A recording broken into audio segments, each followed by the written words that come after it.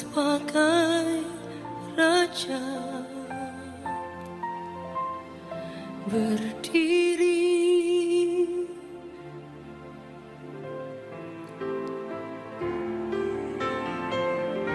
ditinggikan dan dipuji. Yesus kami puja,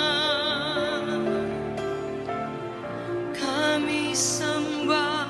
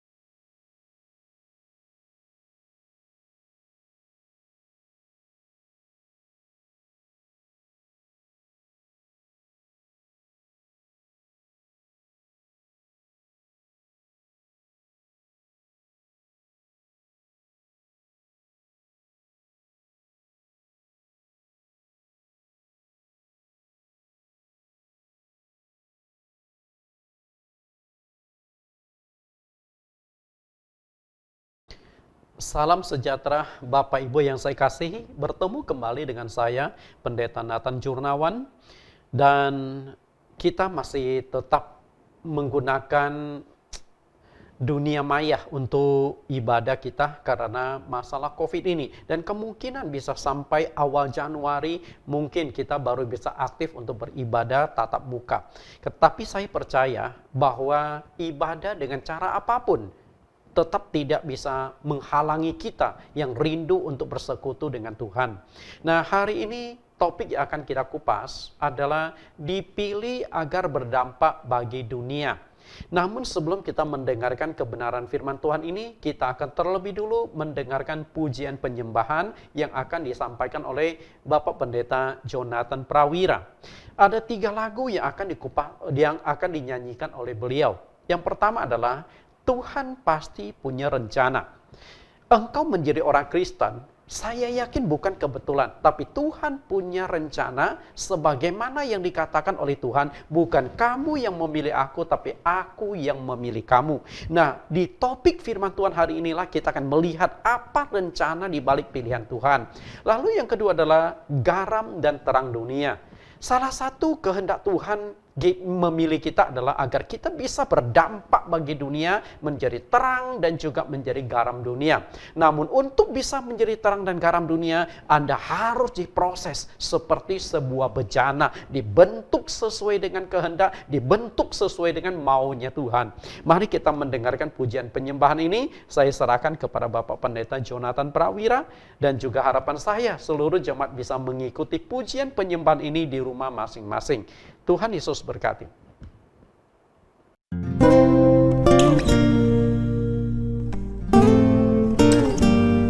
Walau harus berjalan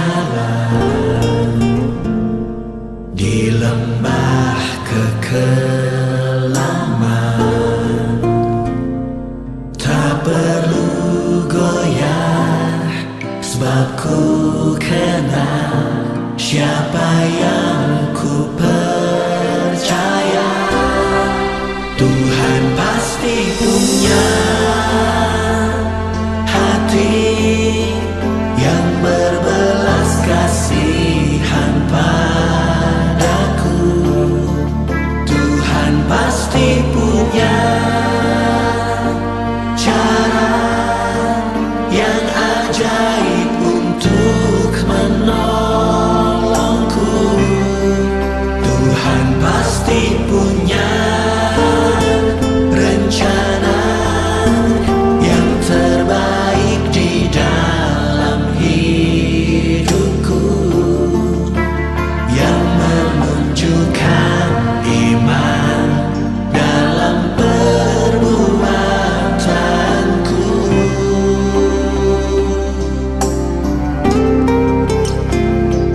Walau harus berjalan di lembah kekelaman, tak perlu goyah, sebab ku kenal siapa yang ku percaya. Tuhan pasti punya hati yang berbelas kasihan padaku. Tuhan pasti punya cara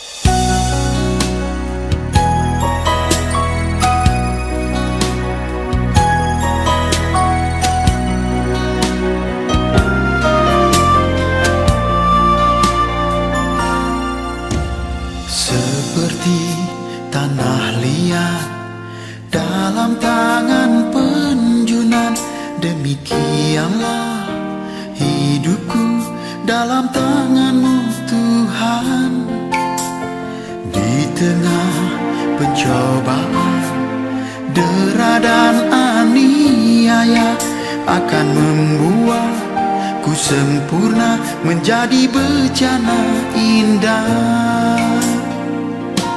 Seperti bejana Tuhan bentuklah hatiku, bahkanlah seturut kehendak-Mu. Seperti bejana Tuhan pakailah hidupku, jadikanlah sesuai rencana-Mu.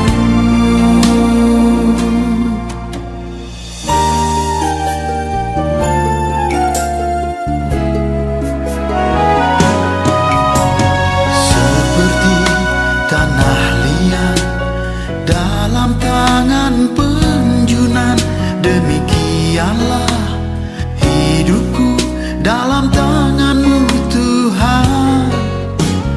Di tengah pencobaan, dera dan aniaya akan membuatku sempurna menjadi bejana indah. Seperti bejana Tuhan bentuklah hatiku, bahkanlah seturut kehendak-Mu. Seperti bejana Tuhan pakailah hidupku, jadikanlah sesuai rencana-Mu.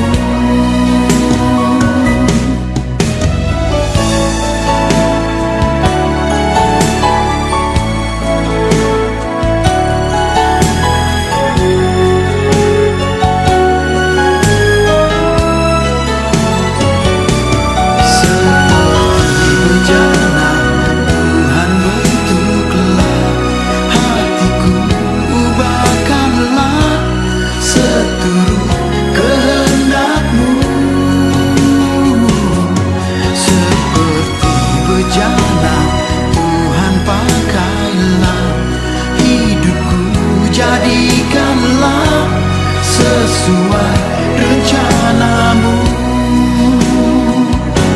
Seperti bejana Tuhan bentuklah hatiku, bahkanlah seturut kehendak-Mu.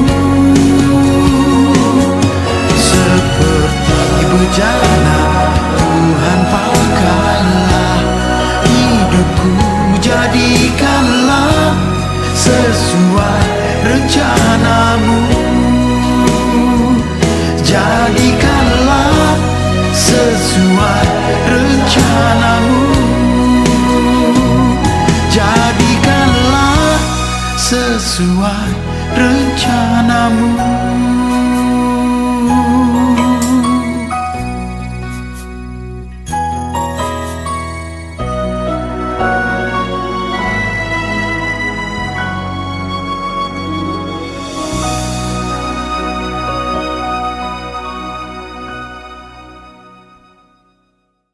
Bapak Ibu yang saya kasihi, kita sudah mendengarkan pujian penyembahan. Semoga lagu-lagu ini memberkati Anda, lagu-lagu ini memberikan kekuatan dan juga memotivasi Anda. Nah, saat ini kita akan mendengarkan kebenaran firman Tuhan. Kita akan berdoa lebih dahulu sebelum kita memasuki firman Tuhan. Segala puji syukur hanya bagi nama-Mu Tuhan dan Juru Selamat kami yang hidup. Terima kasih Engkau terus menyertai, terus memimpin kami sehingga pada hari ini kami bisa bersekutu lagi dengan Engkau walaupun melalui jaringan udara, melalui live streaming. Kami percaya ini tidak mengurangi hikmat kami, tidak mengurangi rasa kekeluargaan kami, dan juga tidak mengurangi rasa persekutuan di antara kami. Walaupun kami dipisahkan jarak, tapi kami dipersatukan melalui jaringan udara. Sehingga kami bisa saling tatap muka, bisa saling berkomunikasi, dan juga bisa saling menyampaikan kebenaran firman-Mu. Engkau pimpin kami, khususnya hamba-Mu yang akan menyampaikan kebenaran firman ini. Engkau yang mengurapi baik pembicara maupun pendengar firman, sehingga kami sama-sama dibangun, sama-sama dikuatkan oleh kebenaran firman ini. Demikian doa permohonan kami yang kami alaskan di dalam nama Tuhan Yesus Kristus. Amin. Bapak Ibu, seperti yang saya katakan tadi, topik yang akan kita kupas pada hari ini adalah dipilih berdampak bagi dunia. Semoga tema hari ini memberikan motivasi, memberikan pimpinan arahan bagaimana seharusnya kita menjadi umat Kristen. Engkau adalah umat pilihan Allah. Kenapa saya katakan engkau adalah umat pilihan Allah? Hari ini engkau menjadi Kristen itu bukan kebetulan, tapi benar-benar dipilih oleh Allah secara khusus, dipilih Allah secara istimewa. Seperti yang dikatakan oleh Tuhan Yesus. Kita lihat di Yohanes pasal yang ke-15 ayat yang ke-16. Yohanes pasal 15 ayat 16, bukan kamu yang memilih aku, tetapi akulah yang memilih kamu. Dan aku telah menetapkan kamu supaya kamu pergi dan menghasilkan buah. Dan buahmu itu tetap. Supaya apa yang kamu minta kepada Bapa dalam namaku diberikannya kepadamu. Ayat-ayat ini kita bisa penggal berdasarkan pengertian masing-masing. Nah, ada beberapa penekanan yang ingin saya sampaikan kepada Bapak Ibu di ayat ini. Kita lihat dulu kalimat pertama. Tuhan Yesus berkata, bukan kamu yang memilih aku. Apa sih yang dimaksudkan bukan kamu yang memilih aku? Maksudnya adalah manusia dengan hikmatnya, kepintarannya, logikanya, kehebatannya, kekayaannya, ketenarannya tidak akan bisa menemukan Allah yang benar. Betul? Bukan berarti Anda orang pintar, Anda pasti bisa menemukan Allah yang benar. Tidak. Sederhana saja, misalnya di dunia ini ada berbagai macam agama dan keyakinan. Katakanlah di Indonesia. Di Indonesia ada 6 agama yang diakui oleh negara. Nah, dari 6 agama ini, masing-masing itu punya pemahaman berbeda-beda satu dengan yang lain tentang Allah. Jadi sebenarnya Allah itu ada berapa? Jika Allah itu hanya ada satu, berarti dari 6 agama ini hanya ada satu agama yang pemahaman tentang Allah lebih tepat. Lalu agama mana? Pasti masing-masing agama itu mengklaim pemahaman mereka kepada Tuhan itu sudah tepat. Nah, tentunya sebagai seorang hamba Tuhan di agama Kristen, saya juga akan mengklaim agama Kristen adalah agama yang sudah mengenal Allah yang sangat jelas. Oke? Karena itulah Yesus pernah berkata di Yohanes pasal yang ke-14 ayat yang ke-6. Akulah jalan dan kebenaran dan hidup. Tidak ada seorang pun yang datang kepada Bapa kalau tidak melalui aku. Artinya, tidak ada seorang pun bisa mengenal Allah Bapa di sorga kalau tidak melalui Yesus Kristus. Tangkap?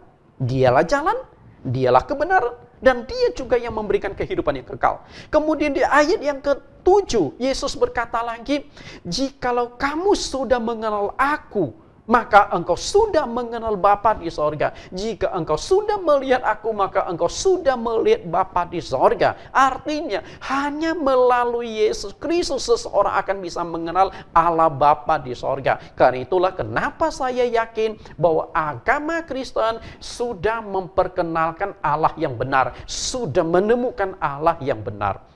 Karena itu, untuk bisa menemukan Allah yang benar, bukan mengandalkan hikmat, logika, kepintaran. Jika berdasarkan hikmat, logika, dan kepintaran, semua agama itu banyak profesor-profesor agamanya. Banyak profesor-profesor orang-orang pintarnya.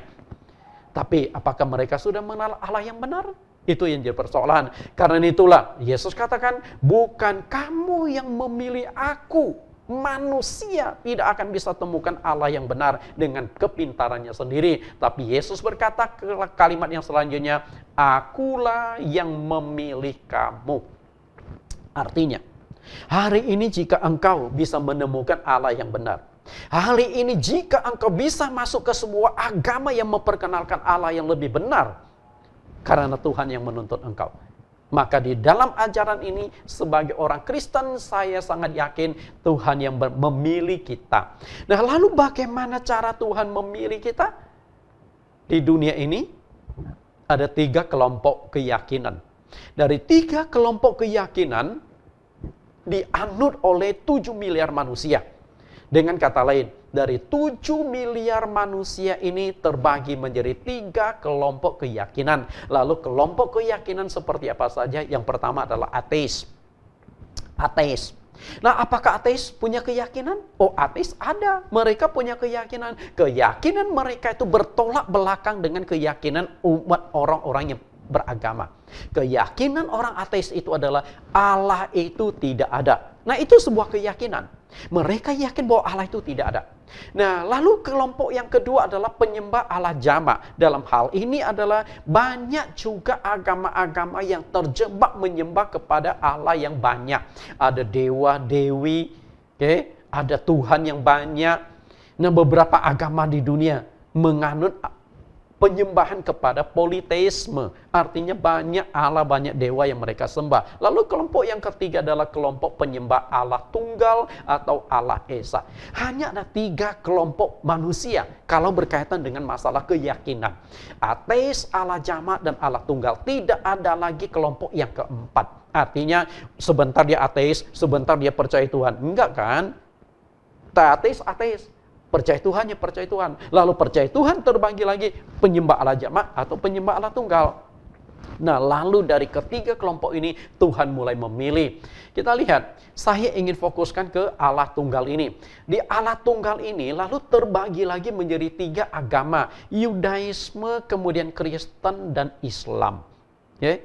Dari 3 agama, dari begitu banyak agama di dunia, hanya ada 3 agama yang di dalam doktrinnya, di dalam ajarannya sangat jelas, tegas menekankan bahwa Allah itu Maha Esa. Lalu bagaimana cara Tuhan memilih Anda? Mungkin pertama dari ateis. Yang awalnya Anda tidak percaya Tuhan itu ada. Anda tidak punya agama. Kemudian Tuhan pimpin Anda, panggil Anda, pilih Anda menjadi orang Kristen, percaya kepada Yesus Kristus. Ini cara pertama. Lalu kemungkinan yang kedua adalah mungkin Anda itu sudah punya agama sebelumnya. Tapi agama yang Anda ikuti sebelumnya itu termasuk yang politeisme, termasuk yang menyembah Allah jamak. Setelah itu Allah tuntun engkau, Allah pilih engkau masuk ke agama Kristen. Dan kemungkinan yang ketiga adalah Anda sudah menyembah Allah tunggal, tetapi mungkin Anda adalah penganut agama Yudaisme ataukah Anda orang Muslim. Setelah itu Tuhan pimpin, Tuhan tuntun Anda masuk ke agama Kristen. Hanya 3 kemungkinan. Artinya apa? Hari ini Bapak Ibu bisa menjadi orang Kristen itu karena Tuhan tuntun, Tuhan yang memilih Anda. Dari 7 miliar manusia ini, Allah secara khusus, Allah memilih Anda secara istimewa menjadi pengikut Yesus Kristus. Dari 7 miliar manusia, Anda termasuk salah satunya yang percaya kepada Yesus Kristus. Berapa persen orang Kristen di seluruh dunia? Orang Kristen di seluruh dunia kurang lebih 30%. Nah, dari 30% ini Anda termasuk salah satunya. Sedangkan yang 70% ini tidak percaya Yesus sebagai Tuhan dan Juru Selamat. Oke, kita tidak membahas mereka. Yang ingin saya bahas ini adalah yang 30%. Salah satunya adalah Anda di bagian ini. Yang kita renungkan sekarang ini adalah Tuhan Yesus memilih Anda secara khusus menjadi pengikutnya. Pasti Tuhan punya tujuan. Tidak mungkin Tuhan tidak punya tujuan ketika Dia memilih Anda. Karena Anda dipilih, Anda difokuskan, Anda dipilih secara istimewa. Lalu apakah Anda sudah tahu apa tujuan Anda dipilih menjadi orang Kristen? Karena jika Anda belum menemukan jawaban, Anda belum tahu kenapa Tuhan memilih Anda sebagai orang Kristen, maka kekristenan Anda itu hanya menjadi simbolis. Artinya Anda itu hanya Kristen KTP, Kristen ikut-ikutan, tapi Anda tidak menyadari tanggung jawab Anda, status beban Anda, untuk apa Tuhan memilih. Kalau hanya sebuah status kekristenan, itu nggak ada gunanya Bapak Ibu. Hanya demi di KTP tercantum agama Kristen, nggak ada gunanya Bapak Ibu. Oke, tapi yang paling penting adalah Anda harus temukan jawaban. Kenapa Allah memilih Anda? Kembali lihat Yohanes pasal 15 ayat yang ke-16. Untuk apa Tuhan memilih Anda? Lihat kembali Yohanes pasal 15 ayat 16. Nah, ayat ini kita sudah baca, tapi saya akan tekankan di kalimat yang di tengahnya. Supaya kamu pergi dan menghasilkan buah, dan buahmu itu tetap. Jadi inilah tujuan Tuhan memilih kita. Tujuan Tuhan memilih Anda menjadi orang Kristen supaya engkau pergi dan menghasilkan buah. Berarti Tuhan memilih itu punya maksud, Tuhan memilih itu punya tujuan. Kalau Anda lihat kembali di atas, bukan kamu yang memilih aku, tapi aku yang memilih kamu. Dan aku telah menetapkan kamu supaya kamu pergi dan menghasilkan buah. Artinya Tuhan memilih kita itu punya tujuan, punya rencana di dalam kehidupan kita. Lalu apa tujuan dan rencana di dalam kehidupan kita? Tujuannya adalah agar kita berdampak bagi dunia. Itu tujuannya. Artinya, orang Kristen, Tuhan menghendaki Anda tuh punya dampak. Lalu bagaimana cara kita berdampak bagi dunia? Kemudian Tuhan jelaskan lebih jauh lagi di Injil Matius pasal yang ke-5, yaitu menjadi garam dunia dan menjadi terang dunia. Di Matius pasal yang ke-5 ayat 13 sampai ayat yang ke-16. Oke? Artinya hari ini kita dipilih dari 7 miliar manusia. Dan Tuhan punya rencana, Tuhan punya keinginan, Tuhan punya kehendak agar seluruh umat Kristen di dunia itu memberikan dampak berupa terang dan garam dunia. Bagaimana cara kita berdampak menjadi terang dan garam dunia? Nah, hari inilah kita akan membahas, kita akan merenungkan lebih jauh, lebih tajam, supaya kita bisa memainkan fungsi kita sebagai garam dan terang dunia. Kita akan baca lebih dulu ayatnya. Matius pasal 5 ayat 13. Ini berbicara tentang garam. Matius 5 ayat 13, kamu adalah garam dunia. Jika garam itu menjadi tawar, dengan apakah ia diasinkan? Tidak ada lagi gunanya selain dibuang dan diinjak orang. Bapak Ibu yang saya kasih, perhatikan di sini, kamu ini garam dunia. Okay? Artinya, garam dunia itu Anda hidup di tengah-tengah dunia, Anda harus bisa memberikan dampak sebagai garam. Garam itu bisa dirasakan. Lalu, ayat yang ke-14 sampai 16 ini berbicara terang. Kamu adalah terang dunia. Kota yang terletak di atas gunung tidak mungkin tersembunyi. Lagi pula orang tidak menyalakan pelita lalu meletakkannya di bawah gantang, melainkan di atas kaki dian dan sehingga menerangi semua orang di dalam rumah itu. Demikianlah hendaknya terangmu bercahaya di depan orang, supaya mereka yang melihat perbuatanmu yang baik memuliakan Bapamu yang di sorga. Yang kedua adalah menjadi terang dunia. Dua-duanya itu menekankan tentang dunia. Garam dunia dan terang dunia. Artinya, di tengah-tengah masyarakat, di tengah-tengah kehidupan di dunia, kita harus bisa menjadi dampak. Apakah itu terang, apakah itu garam. Kita lihat layar ini, garam memberikan dampak terhadap sesuatu yang bisa dinikmati oleh orang lain. Ini berbicara tentang garam. Artinya, kalau bicara tentang garam, saya yakin kita semua sudah tahu bisa dinikmati. Sama seperti makanan tanpa garam, kita tidak bisa menikmati makanan. Artinya bisa dirasakan. Artinya kehadiran orang Kristen di tengah-tengah dunia itu harus bisa dirasakan, memberikan dampak, memberikan kenikmatan, memberikan manfaat bagi orang lain. Sedangkan terang berbicara tentang memberikan dampak sebagai penerang, yaitu menuntun orang yang berjalan di dalam kegelapan supaya mereka bisa menemukan Allah yang benar, menemukan Tuhan yang benar. Karena di dunia masih banyak orang menyembah Tuhan tapi tidak mengenal Tuhan itu dengan baik. Makanya Tuhan Yesus katakan di Yohanes pasal yang keempat ayat yang ke-22, kamu menyembah apa yang tidak kamu kenal. Tugas orang Kristenlah memperkenalkan Tuhan yang benar. Jadi dua fungsi ini, kita lihat dulu masalah garam. Kita akan kupas dulu masalah garam dunia ini. Garam itu memiliki kasih yang nyata.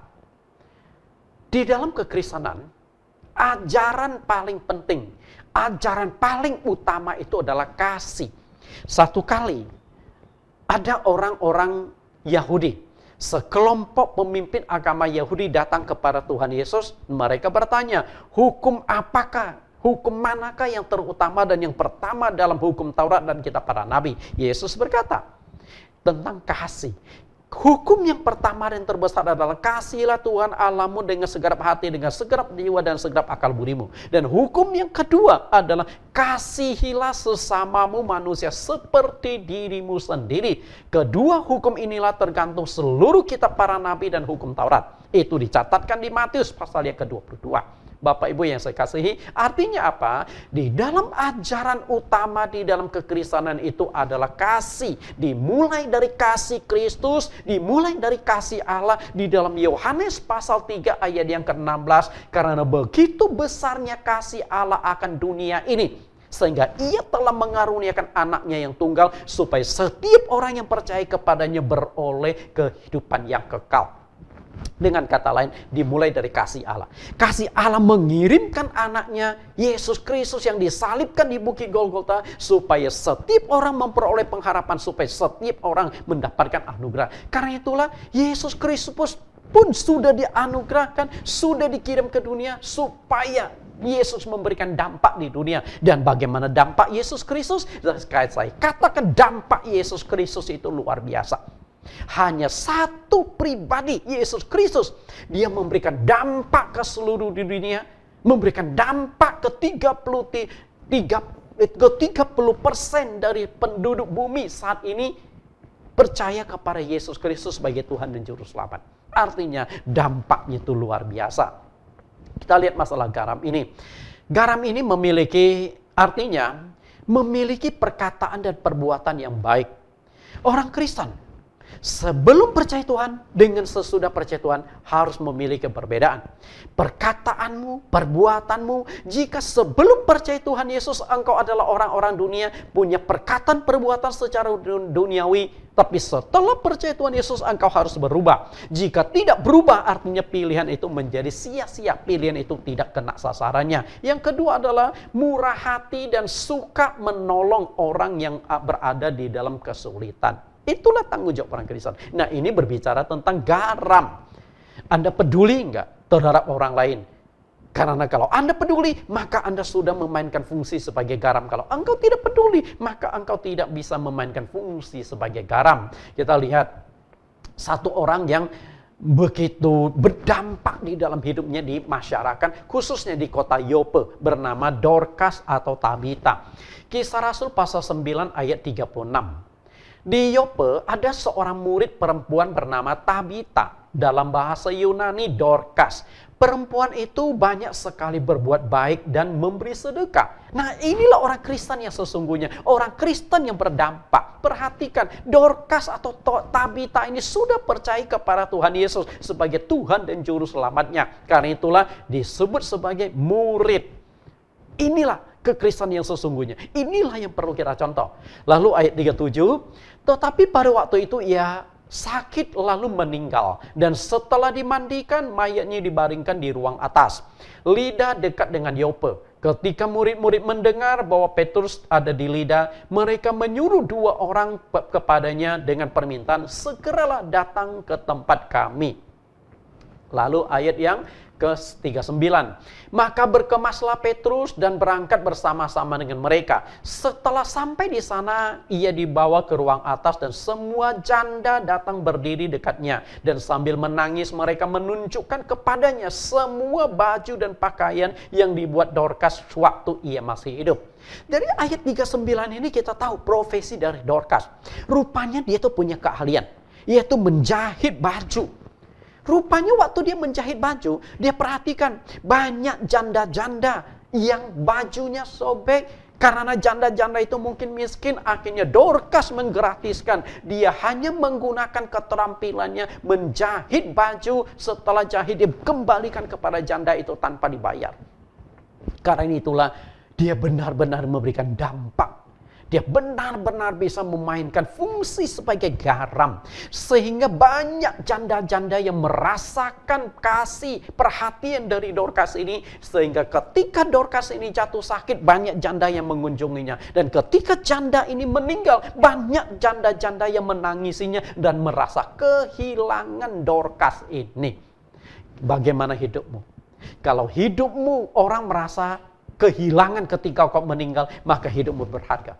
Tapi kalau ketika engkau meninggal, orang tidak merasakan, pergi ya pergi, nggak ada urusan dengan saya. Ketika engkau meninggal, perkabungan sepi, artinya engkau gagal menjadi orang Kristen yang sesungguhnya engkau tidak berdampak bagi dunia. Ketika engkau meninggal, banyak yang hadir, itulah dampak yang sesungguhnya. Ayat 40.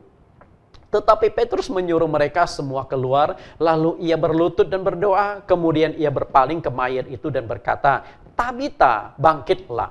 Lalu Tabita membuka matanya dan ketika melihat Petrus, ia bangun lalu duduk. Petrus memegang tangannya dan membantu dia berdiri. Kemudian ia memanggil orang-orang kudus beserta janda-janda, lalu menunjukkan kepada mereka bahwa perempuan itu hidup. Hari ini Dorcas bisa hidup. Hari ini Dorcas bisa dibangkitkan karena kepedulian orang-orang yang sudah merasakan kasih dari Dorcas. Mereka memanggil Petrus. Mereka sangat memohon kepada Petrus, tolong bangkitkan orang ini. Orang ini belum waktunya meninggal. Orang ini masih kami butuhkan. Orang ini masih bermanfaat di dunia. Dan akhirnya Petrus membangkitkan Dorcas lagi sehingga dia bisa hidup dalam waktu yang cukup lama. Dan dia kembali memberikan dampak. Saya percaya dampak yang diberikan oleh Dorcas setelah dia bangkitkan lebih dahsyat daripada waktu sebelum dia meninggal dunia. Karena dia hidup dari kematian dan dia sudah tahu bahwa Tuhan masih membutuhkan dia untuk memberikan dampak. Dan dia pasti merasa sangat berterima kasih gara-gara janda-janda ini yang meminta Petrus untuk bangkitkan dia sehingga dia bisa hidup kembali. Inilah kehidupan. Apakah kita bisa berdampak? Kalau kita bisa berdampak, maka kita sudah memainkan fungsi kita sebagai garam dunia. Tahukah Anda seberapa besar dampak dari garam di dalam hidup manusia? Sehebat apapun seseorang koki atau chef, tanpa garam, masakan yang dia masak itu tidak ada rasa nikmat. Okay? Anda boleh jago, Anda boleh seorang chef yang terkenal. Tapi kalau tanpa garam, masakan Anda itu tetap tidak ada rasa nikmatnya. Hanya manis, jadi tidak ada rasa sama sekali. Walaupun garam itu murah, namun ia bisa menembus sampai kemana-mana.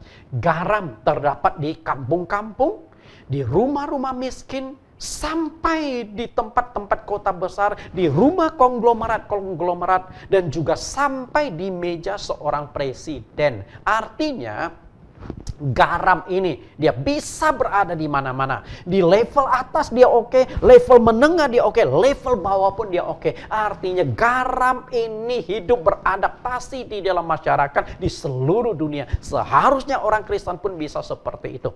Jika Tuhan menempatkan Anda di posisi atas, Anda menjadi pejabat, Anda bisa dekat dengan presiden, engkau tetap harus bisa memainkan fungsi sebagai garam.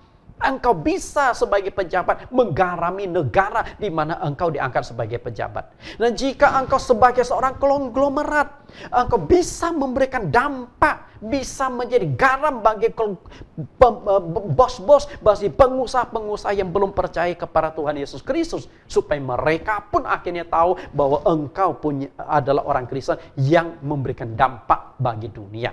Dan jika engkau kelas menengah bahkan kelas bawah, bukan berarti engkau tidak bisa berdampak. Pemulung, pengemis yang Kristen pun dia bisa memberikan dampak. Sehingga melalui mereka nama Tuhan dipermuliakan. Betul? Lalu yang kedua, menjadi terang. Menjadi terang dunia. Terang artinya adalah kita aktif memberitakan Injil. Karena yang namanya terang itu pasti berbicara dengan penerang, menuntun menerangi kegelapan. Kegelapan itu identik dengan orang itu nggak tahu mau jalan kemana. Mau jalan ke depan, kiri, kanan, belakang. Karena semuanya itu gelap gulita. Dengan kondisi gelap gulita itu engkau tidak tahu mau jalan kemana. Buntu. Karena itulah dibutuhkan penerang. Menjadi terang artinya adalah kita menuntun orang yang masih hidup dalam kegelapan supaya mengenal Tuhan. Menuntun orang yang hidup dalam kegelapan. Ada dua makna. Hidup dalam kegelapan dalam arti dia punya karakter. Hidupnya hancur-hancuran, hidupnya rusak. Dia tidak punya tujuan hidup. Menjadi orang jahat. Nah, tugas orang Kristen adalah membuat dia supaya bisa bertobat, memperbaharui karakternya. Supaya dia menjadi orang yang baik dan benar. Yang kedua adalah, orang itu mungkin karakternya baik. Tapi dia belum percaya Tuhan. Mungkin ateis. Bukan berarti ateis itu orang jahat. Enggak. Harus bedakan antara karakter dengan agama. Banyak orang ateis itu karakternya baik. Tapi mereka tidak percaya Tuhan. Tugas orang Kristen adalah memperkenalkan Tuhan. Nah, atau orang ini karakternya baik. Tapi belum mengenal Tuhan yang benar. Maka tugas orang Kristen adalah memperkenalkan Tuhan yang benar. Suatu ketika Paulus masuk ke kota Athena yang dicatatkan di dalam Kisah Rasul pasal yang ke-17. Di sana Paulus bertemu dengan sekelompok orang Yunani. Mereka aktif sekali menyembah kepada Allah. Waktu Paulus masuk ke tempat sembahyang mereka. Lalu Paulus menemukan sepotong kalimat di dalam mezbah ibadah mereka. Kepada Allah yang tidak dikenal. Artinya mereka tuh rindu menyembah Allah, tapi tidak mengenal Allah. Dan di sanalah tugas Paulus itu memainkan fungsinya sebagai terang. Menuntun orang-orang yang salah jalan, menuntun orang yang salah menyembah Tuhan, supaya menemukan, bertemu dengan Tuhan yang benar. Berhasilkah Paulus? Ada yang akhirnya percaya. Seperti bintang yang menuntun orang-orang bertemu dengan Tuhan Yesus. Itulah fungsi daripada terang. Kita lihat, Tuhan Yesus memilih kita agar menjadi terang dunia, menuntun orang yang berjalan di dalam kegelapan. Lengkap sudah. Berbuat baik dan juga memberitakan Injil. Sebenarnya kuncinya itu ada dua. Tahukah Anda seberapa besar dampak sebuah bintang kecil di dalam kelahiran Yesus Kristus? Bapak Ibu yang saya kasihi, sebuah bintang kecil ketika Tuhan Yesus lahir. Tapi dampaknya berapa dahsyat? Kita coba analisa sedikit. Di atas langit itu terdapat triliunan bintang. Bukan jutaan, triliunan bintang. Jika di dunia hanya 7 miliar manusia, tapi di atas langit itu bintang terdapat triliunan. Namun dari triliunan bintang itu hanya satu bintang yang dipilih Allah untuk menyampaikan informasi kelahiran sang raja di atas segala raja. Hanya satu bintang. Jadi Tuhan tidak membutuhkan triliunan bintang. Tuhan tidak membutuhkan miliaran bintang. Tuhan tidak membutuhkan jutaan bintang. Tuhan juga tidak membutuhkan ratusan atau puluhan bintang. Tuhan hanya cukup satu bintang untuk memperkenalkan sudah lahir seorang raja segala raja. Sudah lahir sang juru selamat dunia. Dan orang Majus yang melihat bintang bersinar itu, dan bintang ini kemudian membawa mereka ke istana Herodes. Dan akhirnya dari istana Herodes mereka dituntun dan memberikan dampak ke seluruh dunia. Karena begitu sampai berita ke Herodes bahwa telah lahir seorang raja besar, gempar sudah di seluruh kerajaan Herodes. Dan dampaknya sangat luas. Dan kemudian bintang itu menuntun mereka sampai menemukan Tuhan Yesus. 1 Petrus 2:9. Tetapi kamulah bangsa yang terpilih, imamat yang rajani, bangsa yang kudus, umat kepunyaan Allah sendiri. Supaya kamu memberitakan perbuatan-perbuatan yang besar dari Dia yang telah memanggil kamu keluar dari kegelapan kepada terangnya yang ajaib. Artinya, dulu engkau juga berjalan dalam kegelapan. Tapi Tuhan memilih Anda keluar dari kegelapan menuju terang. Sehingga engkau ada di dalam terang. Tapi setelah engkau menjadi terang, apakah engkau menuntun mereka yang masih di dalam kegelapan supaya juga menemukan terang seperti engkau? Jika engkau hanya menerangi diri sendiri, tapi engkau tidak memberikan terang kepada sekeliling, tidak menuntun orang percaya kepada Yesus Kristus, maka engkau sesungguhnya itu hanya menjadi terang untuk diri Anda sendiri. Egois sekali. Tujuan Tuhan memilih engkau adalah supaya engkau menjadi terang. Kamu yang dahulu bukan umat Allah, tetapi yang sekarang telah menjadi umatnya, yang dahulu tidak dikasihani, tetapi yang sekarang beroleh belas kasihan. Dulu kita bukan umat Tuhan. Dulu kita tidak mengenal Yesus Kristus. Tapi hari ini kita sebagai orang Kristen sudah mengenal Yesus Kristus dan percaya. Dan kepercayaan demikian bukan asal percaya, tapi kita bisa membuktikan bahwa Yesus Kristus itu adalah Tuhan. Yesus Kristus adalah Juru Selamat. Nah, apakah kita ada upaya menuntun mereka yang belum kenal Yesus sebagai Tuhan dan Juru Selamat, supaya mereka pun memperoleh pengharapan, mereka pun memperoleh anugerah keselamatan. Karena keselamatan itu hanya ada di dalam Yesus Kristus. Di dalam Kisah Rasul 4 ayat 12. Sebab di bawah kolong langit ini tidak ada nama lain yang diberikan kepada manusia yang olehnya kita dapat diselamatkan. Dengan kata lain, di muka bumi ini, di kolong langit, artinya utara, timur, barat, selatan, hanya ada satu nama yang bisa menyelamatkan manusia, yaitu nama Yesus Kristus. Apakah Anda berusaha memperkenalkan itu? Atau Anda hanya menyimpan, yang penting saya cukup selamat sendiri saja. Saya aktif ke gereja. Artinya Anda itu Kristen yang tidak berdampak.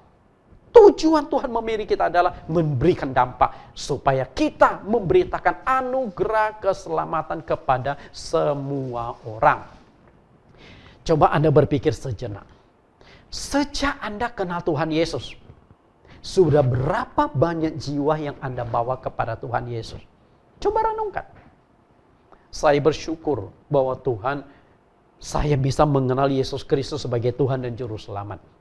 Karena itu dari awal saya mengenal Tuhan, dari sejak SMP malahan. Saya akhirnya suka ngajak teman-teman saya supaya datang ke gereja. Sampai akhirnya saya di SMA, di Semea Negeri 2 di Pontianak. Kebetulan di Pontianak ini, di Semea itu saya sebagai ketua kelas. Jadi mungkin Tuhan berikan sedikit talenta kepada saya. Dari SD, SMP, bahkan Semea, saya sering jadi ketua kelas. Nah, sebagai ketua kelas, pergaulan saya dengan teman-teman itu baik. Nah, di Semea Negeri 2 itu saya banyak bawa jiwa ke gereja. Banyak teman-teman saya, satu kelas. Mereka yang awalnya tidak percaya kepada Tuhan, mereka yang belum mengenali sebagai Tuhan dan Juru Selamat, satu demi satu saya bawa ke gereja. Dan dalam satu kelas, muridnya 40-an, 20-an saya bisa bawa ke gereja. Bagaimana cara saya bawa? Salah satunya adalah lewat olahraga. Lewat meja pingpong saja saya bisa menangkan banyak jiwa. Awalnya saya ajak teman-teman sekolah saya. Setelah pulang sekolah, lalu saya ajak seminggu, kadang-kala sekali, kadang-kala 2 kali, ajak main pingpong di gereja. Saya awalnya tidak beritakan Injil, hanya ajak main pingpong. Selesai main pingpong ya sudah pulang. Tapi saya sudah bawa dia ke gereja. Nah, akhirnya pelan tapi pasti ketika ada acara gereja, misalnya retreat atau ada acara ibadah di luar, nah saya sering ajak mereka. Dan pelan tapi pasti, dan akhirnya mereka mulai terlibat, ikut ibadah, acara gereja, dan lambat laun mereka akhirnya jadi orang Kristen. Banyak orang yang saya tuntun ke gereja dan akhirnya menjadi aktivis, bahkan menjadi pengurus-pengurus gereja. Sampai hari ini banyak orang-orang yang akhirnya Tuhan tuntun. Saya bisa menuntun orang itu sebenarnya juga seperti mama saya. Mama saya juga punya talenta. Dia pintar membawa jiwa. Sewaktu hidupnya mama saya, setelah mengenal Tuhan Yesus, puluhan orang. Saya pernah hitung di gereja, di satu gereja di Pontianak, jiwa-jiwa yang pernah mama saya bawa itu 100 orang lebih. Saya tidak tahu masih aktif apa enggak mereka. Bapak Ibu yang saya kasih kepada Tuhan, coba kita renungkan berapa jiwa yang sudah kita bawa sejak kita percaya kepada Tuhan. Garam dan terang itu mempunyai sifat dan karakteristik yang berbeda. Garam maupun terang itu berbeda. Zat yang satunya itu bisa kita rasakan, bisa kita pegang, bisa kita raba. Sedangkan yang satu tuh tidak bisa, karena itu hanya berupa cahaya. Karakteristik itu sangat jauh berbeda. Namun kedua karakteristik ini tidak bisa berdiri sendiri dan juga tidak boleh dipisahkan. Harus menjadi satu kesatuan. Karena itulah kenapa Tuhan Yesus lekatkan, kamu harus menjadi garam dunia dan kamu harus menjadi terang dunia. Karena jika salah satunya hilang, maka akan terjadi kepincangan. Kenapa saya katakan dua-duanya itu penting? Coba kita lihat lebih jauh. Garam. Ini berbicara perkataan perbuatan yang baik serta suka menolong orang di dalam kesulitan. Ini berbicara aksi sosial. Okay? Berbuat baik. Orang bisa menikmati, orang bisa merasakan. Ini bicara aksi sosial.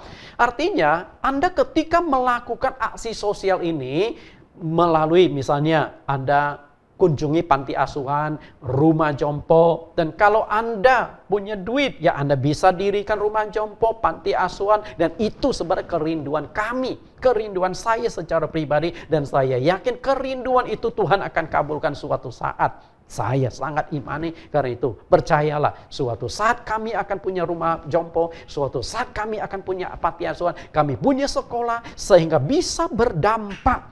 Sehingga mereka yang secara finansial tidak mampu, kami akan bantu, kami akan menolong mereka. Itu kerinduan kami. Lalu yang kedua adalah, yang ini berbicara tentang mengasihi jiwa, mengasihi tubuh jasmani.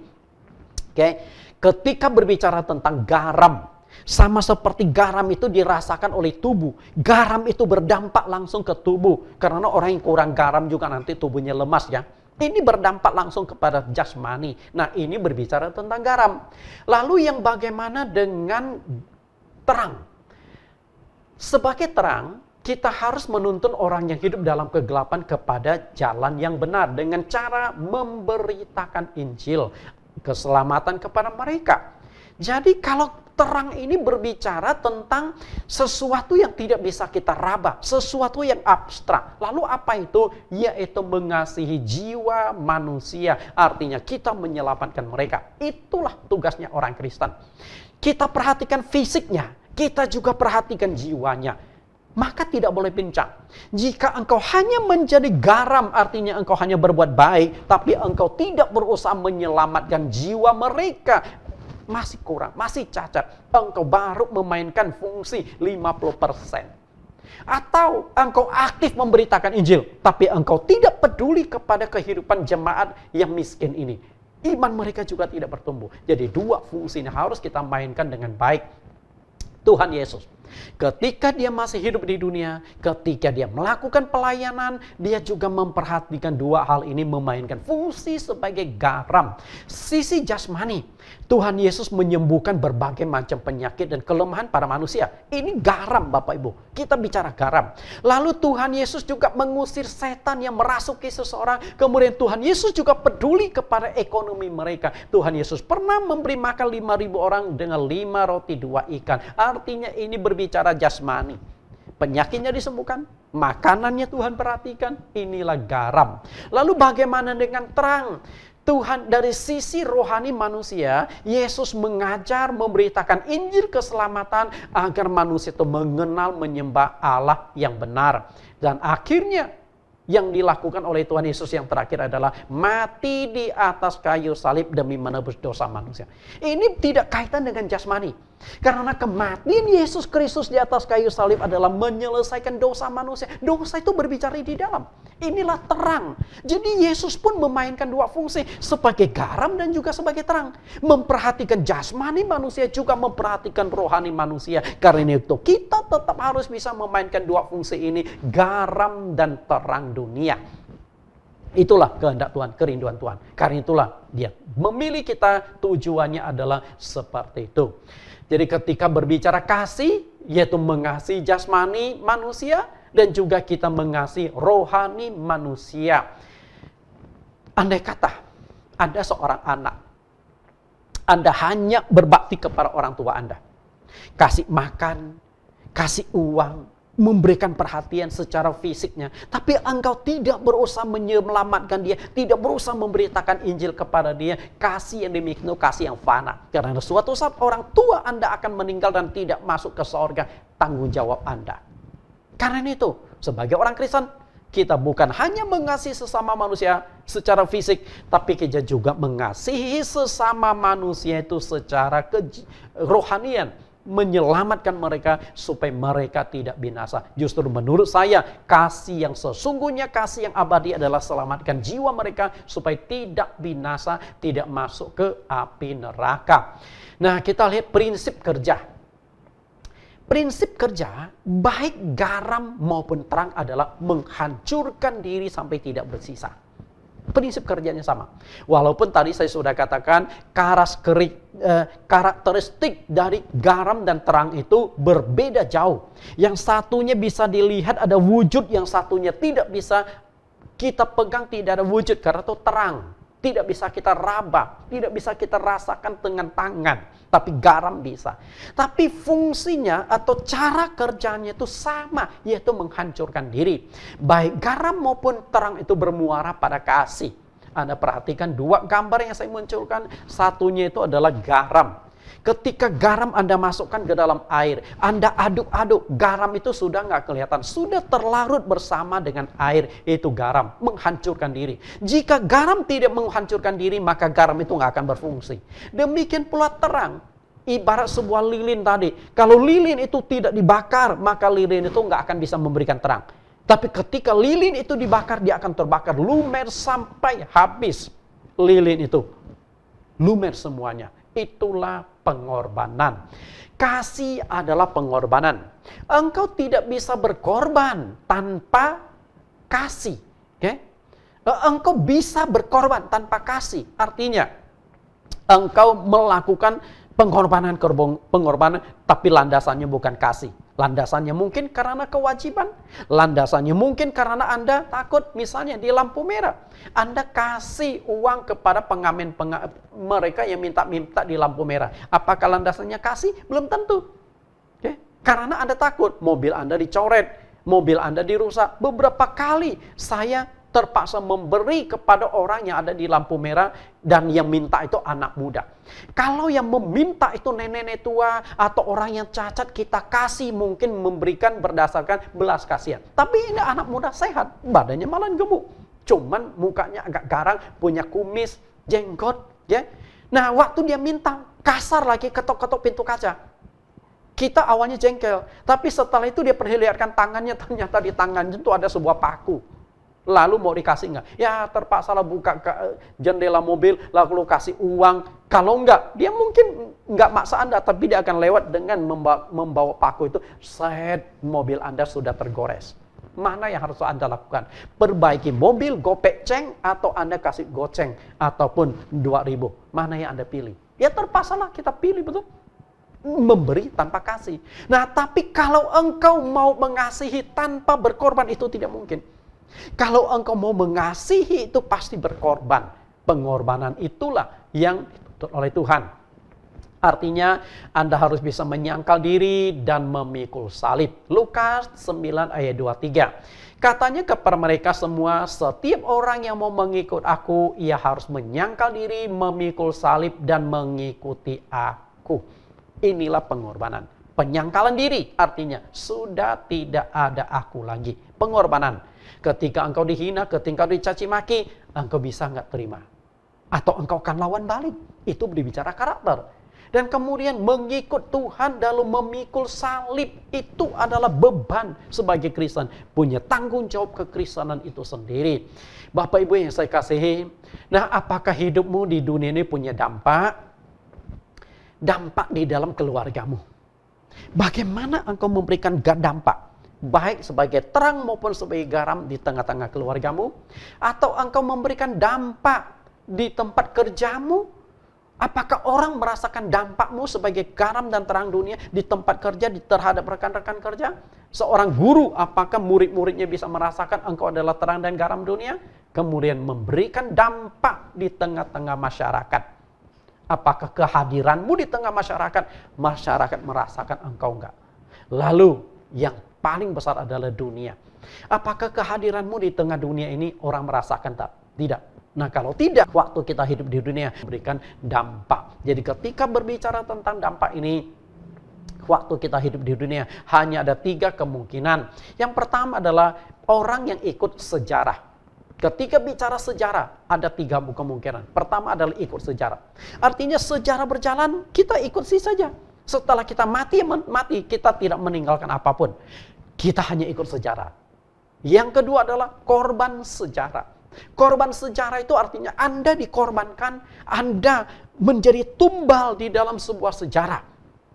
Dan ketika engkau dikorbankan oleh sejarah, disinilah Anda bisa memainkan fungsi sebagai garam dan terang dunia atau tidak. Atau Anda itu hanya korban dan Anda frustrasi, Anda mati tanpa dampak apapun. Atau yang ketiga adalah Anda mengukir sejarah. Inilah yang dikehendaki oleh Tuhan. Tuhan menghendaki orang Kristen itu menjadi terang dan garam di dunia.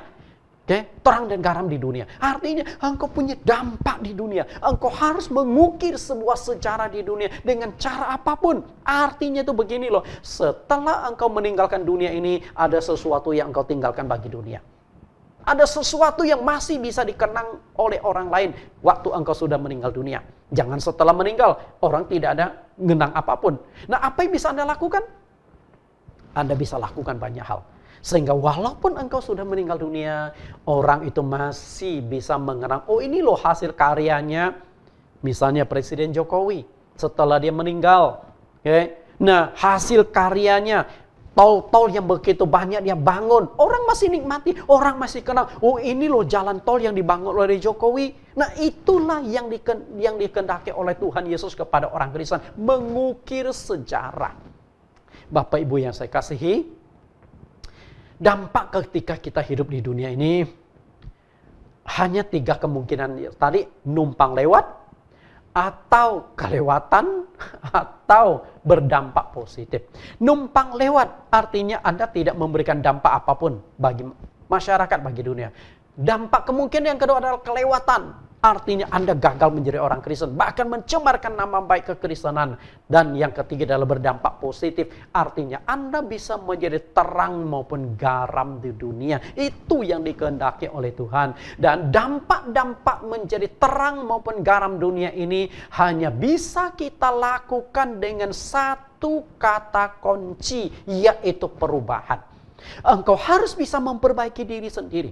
Kalau engkau tidak berubah, engkau tidak bisa memperbaiki diri sendiri, engkau tidak mungkin bisa memberikan dampak baik menjadi terang maupun jadi garam. Karena kekristenan itu sangat ditentukan oleh karakter. Makanya Paulus katakan di dalam Roma pasal 12 ayat yang kedua, janganlah kamu menjadi serupa dengan dunia ini, tetapi berubahlah oleh pembaharuan budimu, sehingga kamu dapat membedakan manakah kehendak Allah, apa yang baik dan yang berkenan kepada Allah dan yang sempurna. Perhatikan di sini dikatakan, jangan kamu menjadi serupa dengan dunia. Sebelum engkau percaya Tuhan Yesus, engkau serupa dengan dunia. Di dunia hidupnya seperti itu, engkau juga hidup seperti itu. Engkau tidak bisa memainkan garam maupun terang dunia. Engkau egois, hidupmu rusak. Tapi setelah engkau percaya Tuhan Yesus, pertanyaan mendasarnya adalah, berubah enggak hidupmu? Dulu engkau jahat, setelah percaya Tuhan Yesus jadi baik enggak? Dulu engkau sebagai pembohong, setelah percaya Tuhan Yesus jujur enggak? Dulu engkau suka bolos, setelah percaya Tuhan Yesus engkau absen enggak? Baik di pekerjaan maupun di sekolah dan sebagainya. Artinya ada perubahan, dimulai dari perubahan. Kalau engkau ingin menjadi garam dan terang dunia, dimulai dari perubahan. Perubahan karakter, perubahan cara pandang dan lain sebagainya. Tanpa perubahan, maka terang dan garam dunia itu hanya ilusi yang tidak akan pernah terlaksana di dalam kehidupan kita. Di sini ada sebuah ilustrasi. Ada seorang mahasiswa teologi. Setelah sekian lama dia menuntut ilmu di sekolah teologi, dia merasa imannya merasa kuat, dan dengan menggebu-gebu setelah dapatkan begitu banyak ilmu, maka setelah lulus dia punya cita-cita besar dan cita-citanya tidak tanggung-tanggung. Dia berkata, aku ingin mengubah dunia. Mungkin dia terobsesi juga kata Tuhan Yesus ya, menjadi garam dan terang dunia. Jadi cakupannya lebih sangat besar. Aku ingin mengubah dunia. Aku rindu agar dunia itu menjadi lebih baik. Ya sudah. Jadi dia mulai nih berusaha coba mengubah dunia. Tapi apa yang dia lakukan? Setelah bertahun-tahun dia mau coba mengubah dunia ini, akhirnya dia letih lesu, dia baru sadar mengubah dunia itu tidak sesederhana yang dia bayangkan. Akhirnya dia persempit. Cakupannya dia perkecil. Aku ingin mengubah negaraku. Ketika berbicara mengubah dunia, ini 200 negara, saudara-saudara. 7 miliar manusia. Bisakah mengubah yang begitu besar? Tidak akan bisa. Makanya dia perkecil cakupannya. Aku ingin mengubah negaraku. Aku yakin bahwa negaraku bisa berubah kalau aku coba mengubahnya. Dan akhirnya bertahun-tahun dia coba mengubah negaranya. Tapi apa yang terjadi? Ketika dia ingin mengubah negaranya, dia babak belur juga. Ahok adalah satu figur seorang Kristen yang berusaha mengubah negaranya. Berusaha memberantas korupsi. Karena itu kalau Ahok berurusan dengan korupsi, dia berani sikat. Tapi apa yang terjadi? Ahok juga babak belur, betul? Bukan hanya berhasil mengubah Indonesia, tapi justru dia masuk ke dalam penjara. Memang Ahok juga ada sisi lemahnya yang memang perlu diperbaiki. Tapi saya ingin katakan, walaupun Ahok sempurna sekalipun, perkataannya baik, perbuatannya baik, cita-citanya baik, tapi kan banyak saingan politik. Dia akan cari kelemahan Ahok sampai Ahok itu tidak bisa berdaya. Dia akan serang Ahok dengan berbagai macam cara. Artinya apa? Mengubah satu negara tidak semudah yang dibayangkan. Saat ini Jokowi berusaha mengubah Indonesia menjadi lebih baik. Menjadi negara yang lebih maju. Tujuannya baik. Bangun tol di mana-mana. Membangun dari mana-mana. Apakah Jokowi tidak ada musuh politik? Banyak yang ingin menjatuhkan Jokowi. Kenapa bisa demikian? Mengubah dunia, mengubah Indonesia itu tidak semudah yang dibayangkan. Memberantas korupsi tidak semudah yang dibayangkan.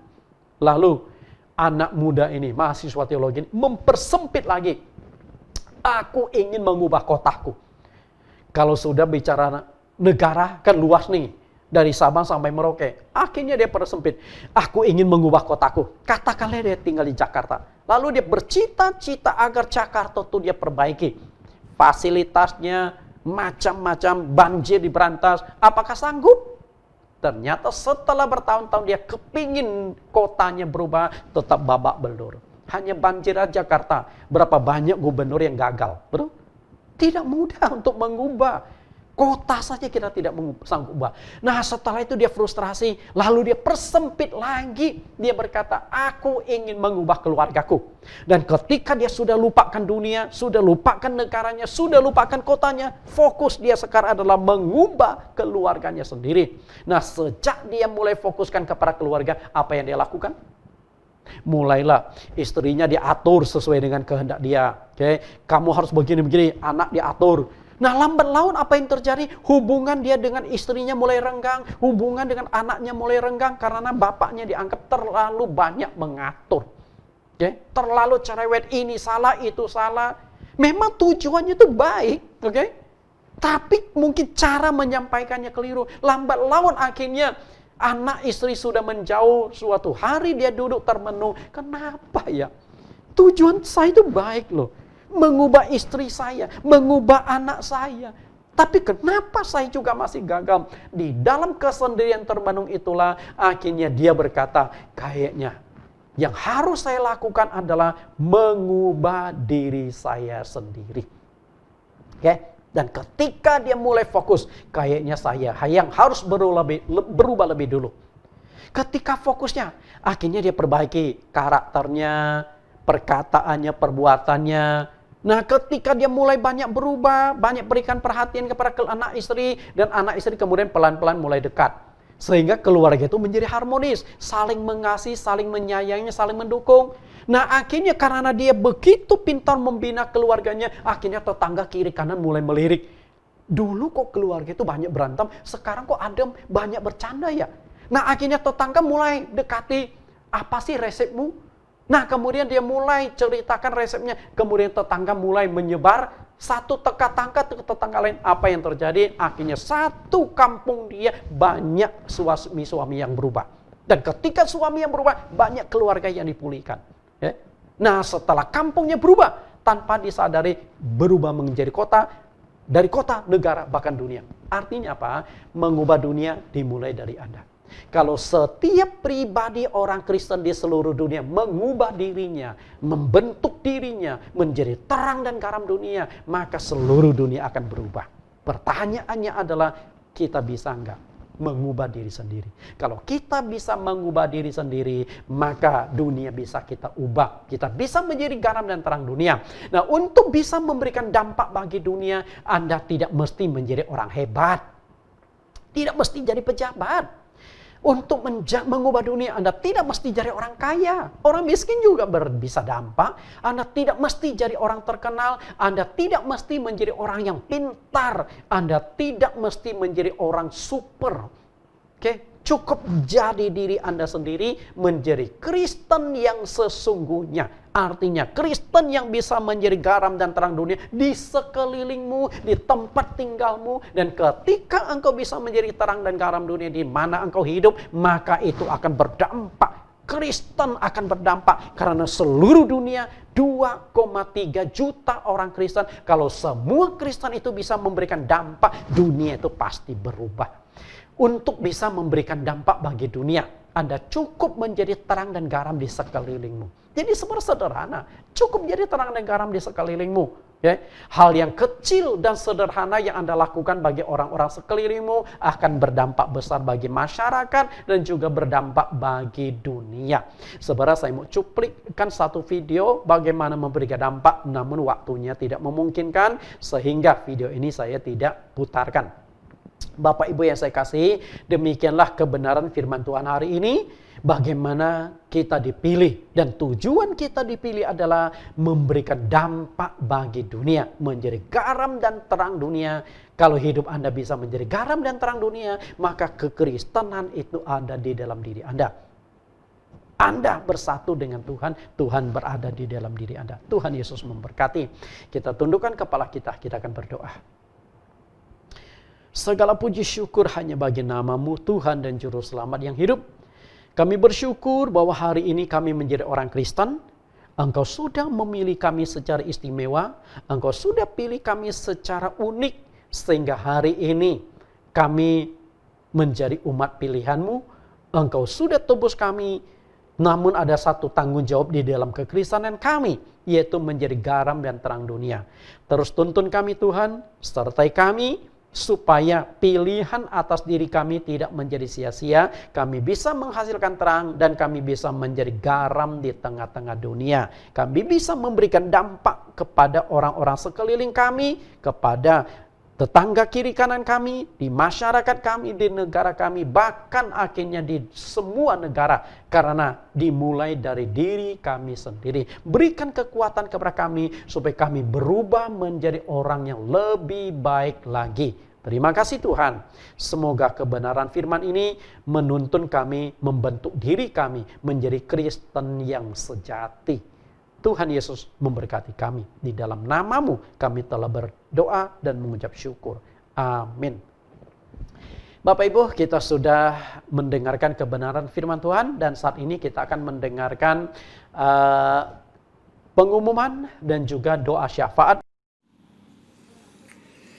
Shalom Bapak Ibu yang dikasihi Tuhan, saudara-saudaraku dimanapun kita berada.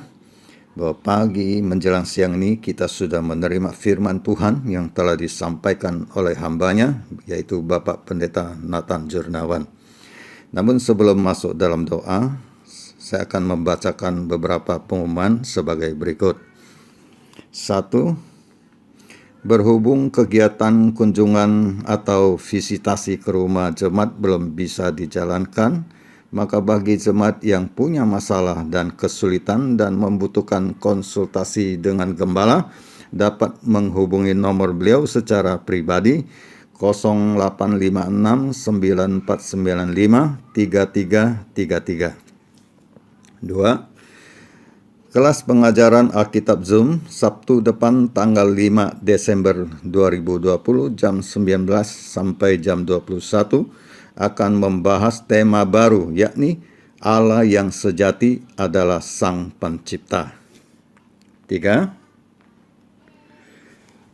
Kelas pengajaran via Zoom dengan tema Allah Tritunggal vs Allah Esa setiap hari Senin jam 19 sampai jam 21.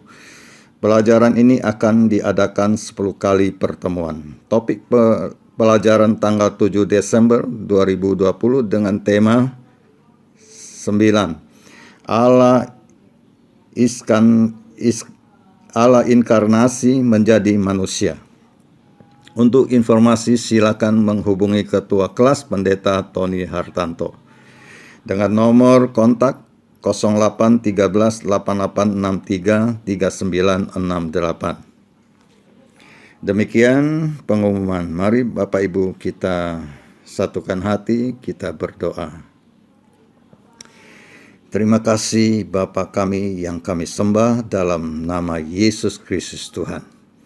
Kami mengucap syukur Tuhan buat segala hal yang di dalam kehidupan kami, yang mana saat ini dunia masih melanda satu penyakit yaitu COVID-19. Kami mengucap syukur Tuhan bahwa kami percaya apapun yang terjadi, apapun goncangan di dunia ini, kami ada di dalam kerajaan-Mu yang tak tergoncangkan.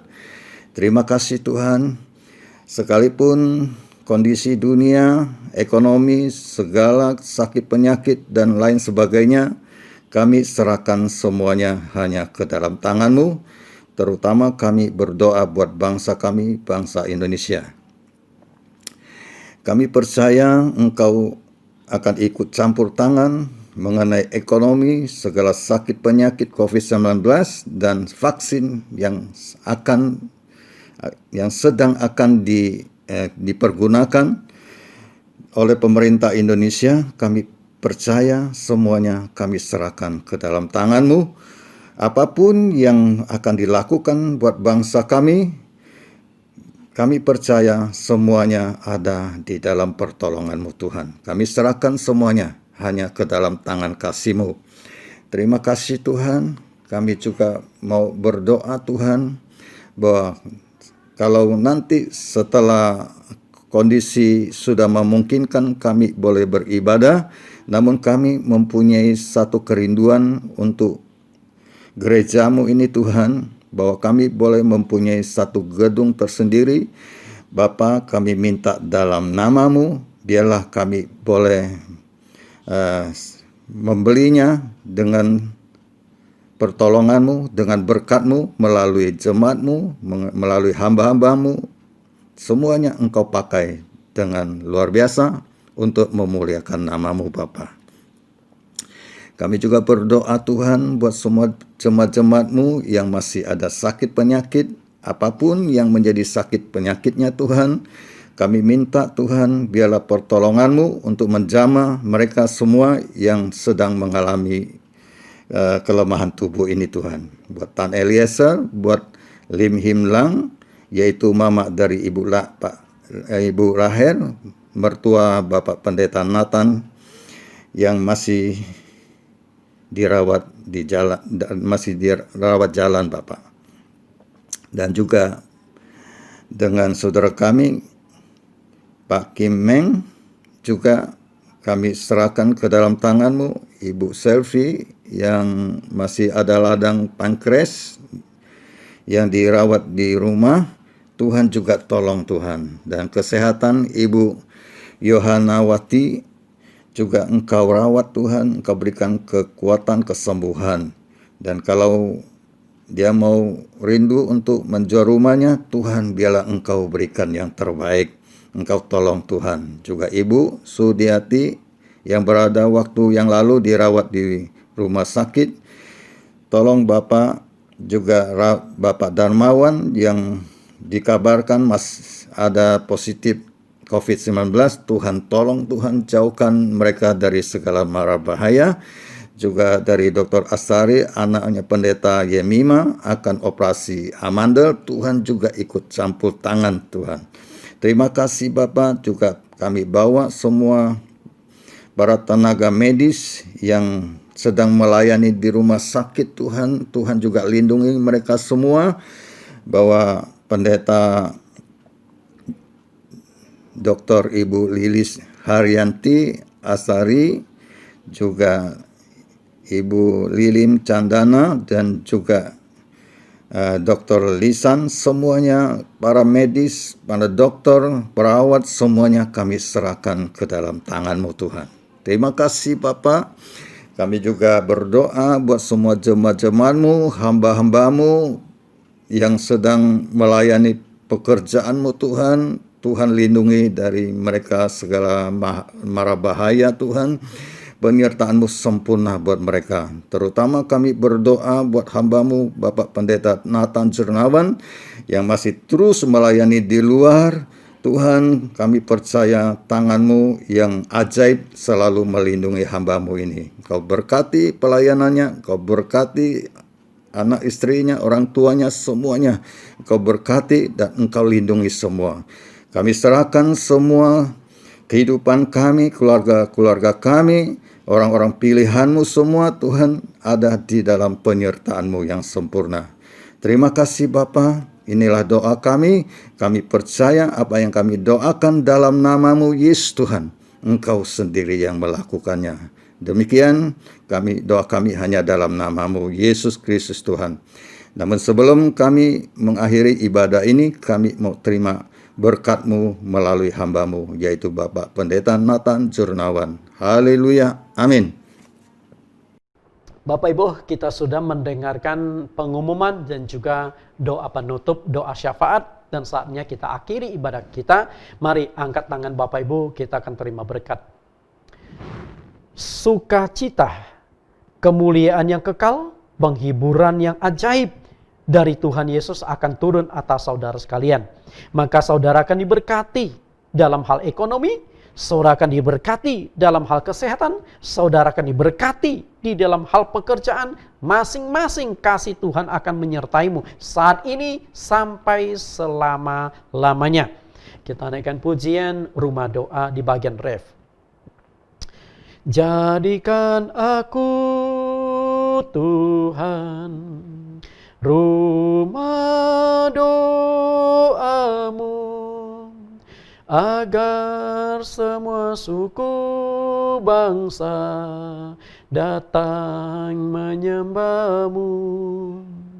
Jadikan aku Tuhan rumah doamu, agar semua suku bangsa datang menyembahmu. Sekali lagi, jadikan aku Tuhan rumah doamu, agar semua suku bangsa datang menyembahmu. Jadikan aku Tuhan rumah doamu, agar semua suku bangsa datang menyembahmu. Amin. Tuhan Yesus memberkati Bapak Ibu, sampai bertemu di lain kesempatan.